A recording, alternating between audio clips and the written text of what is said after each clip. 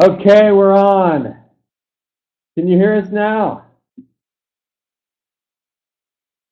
All right. Sorry about all the trouble here. Here's Emerson. Hey, how are you? We had a problem with our conference room microphone for some reason today. So, all right. So let's get this going. I hope everybody can hear okay. If anybody needs me to speak up or anything, just pop in the chat. Also, you can log in through the phone at my info. So sorry for the late start here. And yeah, I guess today we have a great webinar, Design Content and SEO. We got Emerson here. Actually, maybe we should show them the office real quick, right? Yeah. Well, let me do that. Since we're on a laptop, we'll do a quick run through our office here so you guys can see the team.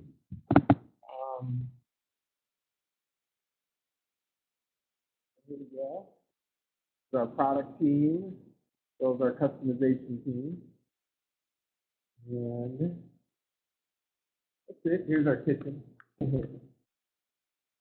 All right. Just wanted to give you a quick view of the office. Back to the conference room. Okay. So today we're going to talk about design content and SEO. And the webinar near and dear to my heart. This is kind of an overview, I guess, on how to get things started, how to get them running, how to get your directory off the ground, and how to start generating some revenue. If anybody has any questions during the webinar, don't hesitate. Just pop them in the chat. We'll pause and get things going. All right, Nathan. All right. Okay. So the first thing to think about is what makes a web business successful. It's all about the traffic at the end of the day. It's the quality of traffic and the quantity of traffic. Those are the two key elements.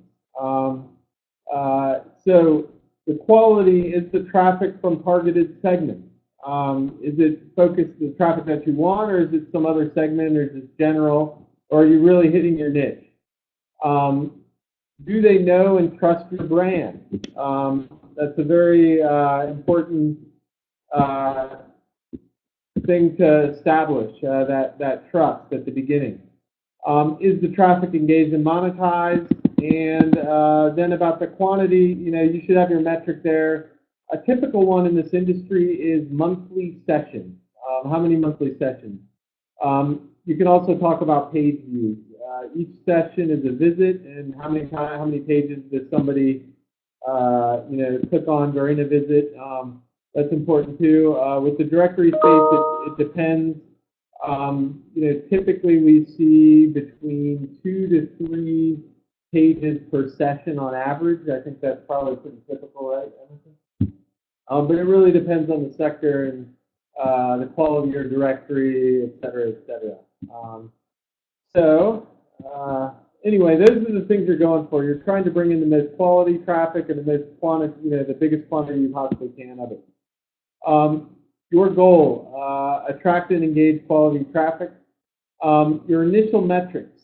You got to set goals. That's one of the most important things. Nearly every webinar we run here on any type of subject, we talk about the goals, and it is really important that you set your goals. Like how much, in terms of quantity and quality of content, that's a question of how broad how broad is your listing base going to cover? Are you going to have, say you're doing, what's an example? Say you're doing a directory on weddings, for instance, or a B2B directory on some type of industrial equipment. The thing you want to know is how many possible listings are there? How many wedding vendors are there in the United States? You can probably do some research and get some idea of that, make an estimate. And then in terms of quality, what fields do you want to have within your listing? What information do you have there? And obviously there's name, address, phone number, blah, blah, blah, description, and then there's photos, video, and then there's a whole bunch of custom fields that you can potentially do as well. And so it's really important that you think about the depth of that listing and what is the quality of it. And then you can have some type of measurement for it. You know, a basic level listing that just says name, phone number may be worth, you know, 1 point. More detailed listing, you know, 2 points, and a full listing with photos, videos, etc. 3 points, and then what you can do is see how many listings you have at each level, and then you get some metric on where are you with your content. As far as your traffic goes, how many monthly sessions is a great number to keep looking at as far as that goes. All right. Next, yeah, so set your goals, and then one other one we talked about here is newsletter sign-up as well. They're able to see the slides there, right? In addition to that, in addition to the video. Okay, great. So newsletter sign-ups is really important as well, and you can turn on the newsletter widget, put that in, and then watch that closely because you can certainly monetize your newsletter. Before you start all that, we recommend thinking about your brand. There are hundreds or thousands of competitors on the internet in every possible subject. I don't think in a very, very long time it's hard to hear about a new idea, etc. Often there's some twist on it that makes it a little bit different, but there are competitors out there. So you need to think about what you need to do to win, and that's typically the best user experience. And your users are the visitors, obviously are sponsors, but the people coming to view and browse your information. You need to have the best user experience. And how do you do that? The software, yes, we do what we can to do our part, but the quality and quantity of the publication, you know, how are your listings? Are they broad? Are they deep? Do you have all the content? Do you have reviews? Reviews are extraordinarily important. So do all that. Also, your design, your logo, your colors. Put the time into getting that right. It's very easy. You can hire a freelancer on one of Fiverr or one of these websites to do a logo, etc. Put the time into it and get that done. In addition to that, you know, make sure the colors are consistent with your logo, etc. And then perhaps the most important thing is quality imagery throughout your website. And the images seem to dominate you know, people's visual space, and their eyes go directly into the images, and so it's really, really important that you get quality imagery. And there's a lot of places to do that. You know, there's a number of stock photo sites, etc. Most of your listing images obviously will be of the business, etc. They might have their own photos that they've already done. But what you should do is, I say, run it like a third world dictator. Doesn't look good, just kill the image, put something new on there, recrop it, retouch it for your clients. I recommend you do that yourself when you're getting started. Have your own team do that. If you're starting to get scale and it's a lot of work, there are dedicated shops out there that will do retouching. We could probably get you links for that, but it really does need to have like some relative volume to do it, where you're going to be regularly, you know, daily having a number of images to upload and retouch. But I know there's a number of shops in Eastern Europe, etc., that do that affordably. Discard the low quality ones. Also send tips to your users, your visitors. You can put those in content areas of the website about how to take quality images, how to select quality images and upload them. And many of the big websites, when they got started, like I know one great example is Airbnb, which is a property sort of rental site. One of their big secrets when they got started was they sent out photographers to go out and take photos and make people's rooms and stuff just look fantastic.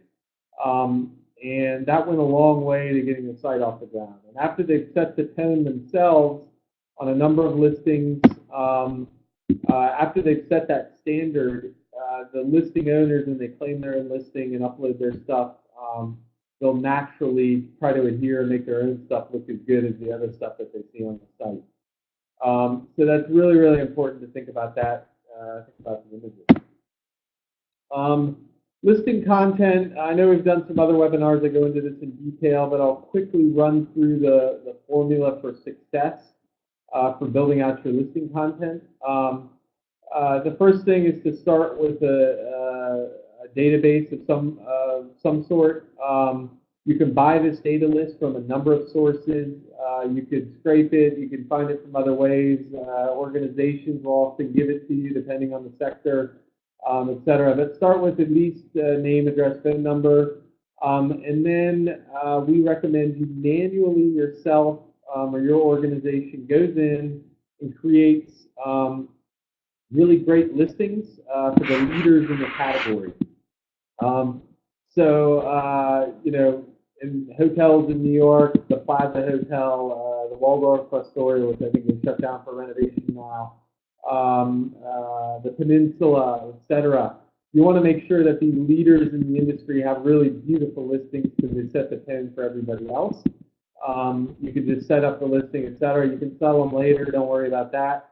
But anyway, after you have kind of the leaders in each category done, then it's often a good idea to think about how are you going to do this in scale, because it can be a lot of work, especially if you have a large database. So there's a number of services out there. mTurk is a service with Amazon.com, Mechanical Turk.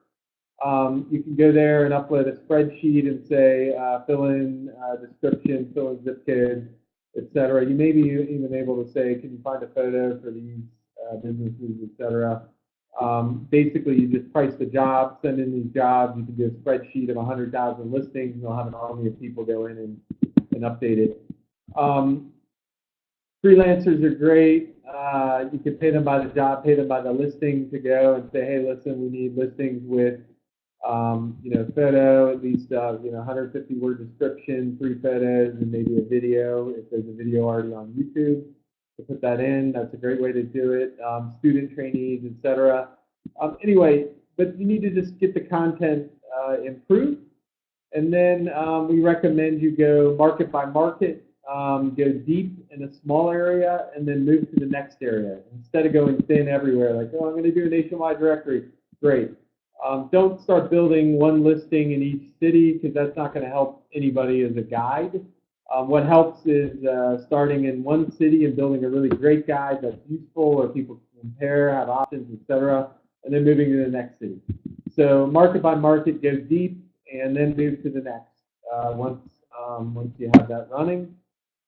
After the directory has a base and it looks like it's running, it's good, then you can start sending emails, run email campaigns to people to claim their listing, and then they'll claim it, they'll augment the content further. Listing owners are really good typically about getting reviews.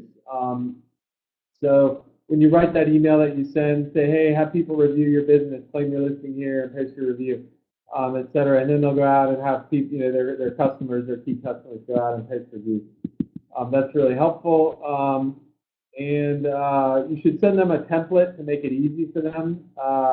The template depends on your business. If you need one, let us know and we can send something to you. But it's so easy just to write a quick template for business owners to go out and collect reviews. Like, hey, can you give us some, a testimonial on our services, blah, blah, blah. That's really effective. And then as far as this emailing the listing owners, you're going to have to do this regularly. One email alone won't work. You'll probably, you might get 1 or 2 responses, but typically people need to see it a couple times, and you'll get more response every time. You may also mix up, add some other content into that email, give them something that's worth reading the email that you're sending to them, etc. And then one last comment I wanted to make is that the list in the database is constantly improving, constantly getting better and bigger and fuller. I think in the United States, a typical business moves every 5 to 7 years, so you're constantly going to need to, improve, etc. So what we recommend doing is incorporating the list building into your sales process, and that typically works pretty well. So you have your sales reps when they're doing calls or sending emails, etc. They do research and actually update the listing themselves. So you say, hey, listen, we're entering a new market. We're going to do Atlanta, Georgia. have your sales reps go in there. Let's start today. We're going to do today we're going to do limo companies in Atlanta, Georgia. Great. Have your sales reps go in, research all the limo companies in Atlanta, Georgia. You get the list, you import the spreadsheet, and then your reps can go through listing by listing, fill out the listing a little bit, and then make a call to the listing owner to see if they want to claim it, and then you can continue to upsell them. That's kind of how the formula works there. For non-listing content, there's definitely a number of things to keep in mind. Here's a few ideas. Keep it fresh by writing content that doesn't get stale. One of the best things about the directory business is the content. It's a publication, but unlike the nightly news, it doesn't get stale every day. You don't have to write it every day. Think about that also when you're writing other types of content. Types of reviews, etc., editorial, opinion pieces, etc., things that don't get stale is really good. One other tip is to have regular weekly features using a regular format. That helps. That makes it easier to produce if you kind of every Thursday. One blog I read is a tech blog, and every Friday he writes about features. A lot of the other times in the week he talks about other things like managing software development, etc. But every Friday he talks about some great features he saw on a product, and that works pretty good. I know some sites do like a weekly wine review if it's kind of that type of a directory. Then they do like a restaurant guide. They'll do a blog post on a couple wines they tried during the week, that type of thing. Regular post, regular format. So weekly sponsor interviews is a great idea. Look at listing owners in your directory. Send out a list of questions to 3 or 4 of them. You'll get back some responses. Maybe not everybody's going to respond, or maybe some of them take 2 weeks, etc. But keep sending them out every week. Get a response every week. Edit it. Have them send in a couple more photos to add to it, and then you can post it up. A weekly editor's review of a business product or service is a great idea. A weekly photo composition, a set of photos, something relevant to the sector is a great idea. And then best of lists, those kind of things work great. You can do best of in various different categories. And this works even if you're doing directories from boats to industrial products to restaurants, etc. You can start cuisine by cuisine, location by location, etc. Curation. So in terms of a great way to fill out your blog and your news articles, curation it really is a value add. You don't want to think of it as just sort of like copying other people's content. What you're doing is pulling various pieces of content together that's relevant to the user. There's a lot of value to that. Curation is certainly a formula for success that most of our successful websites use in some form or another. Regularly post links to interesting news and content on your site, in your articles or blog section. Cross-post in social media that'll drive traffic back to your website. Include the curated content in your daily or weekly newsletter. That works pretty well as well. So how do you actually get it done? You can set up Google Alerts for your subject matter. So if you go into Google on the home page and then scroll down, you'll see a way to set an alert there. And then Google will let you know whenever there's new content regularly. Then you can take that, go take a look at it, read it quickly, and drop it into your curation post.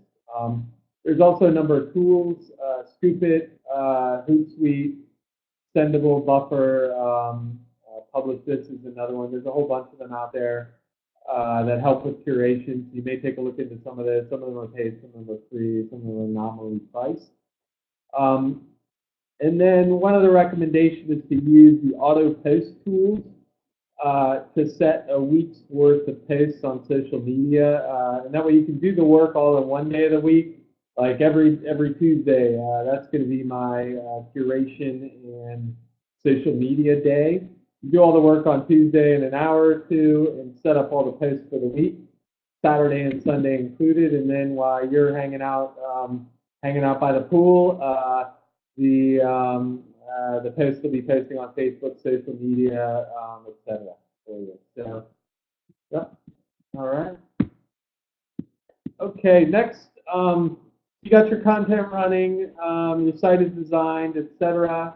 The next thing you want to talk about is search engine optimization. The first thing I wanted to say here is often people are like, oh, I don't know anything about SEO. I'm just going to get a guy to do it. Okay, great. Oh, we got question on the previous topic. Okay, before I jump into SEO, what sort of questions should we send to the sponsors? Yeah, so business owners typically, and typically your directory is going to be of some type of business, I assume.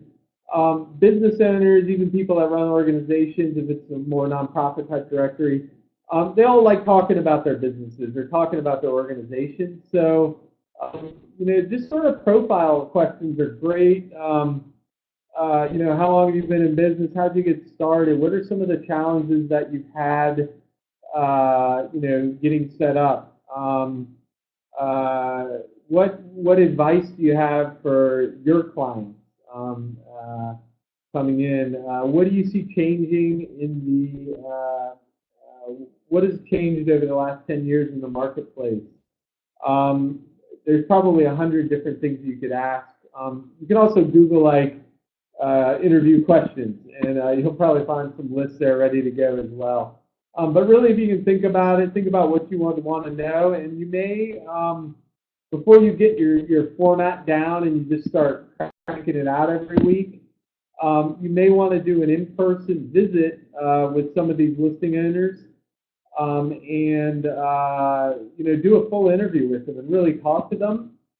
And then you'll get some more ideas just from having a deeper conversation. You'll be able to put it into a format and then expand. Okay, great. So yeah, back to SEO. So SEO, I often hear people, they're starting their website, they're not necessarily SEO marketing people to start, and they're like, oh, I'm going to hire a guy to do my SEO. I do not recommend that. I recommend you do the first level of your SEO yourself. And the reason for that is you'll learn a lot about the business and the competitors and all of that type of stuff doing the SEO. So your depth of information on your sector and your business is going to go way up.